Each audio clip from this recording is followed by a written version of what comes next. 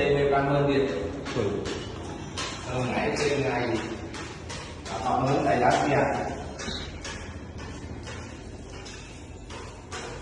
chuyện nó phi qua mình nói đâu đầu bị phón đi mà chụp chơi mà tới rồi là bây giờ linh không mình thấy rồi được an toàn về được con chụp chơi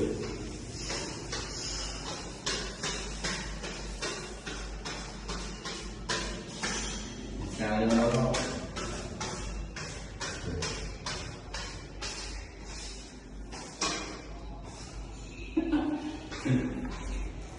chào cho bố chào bố chào chào bố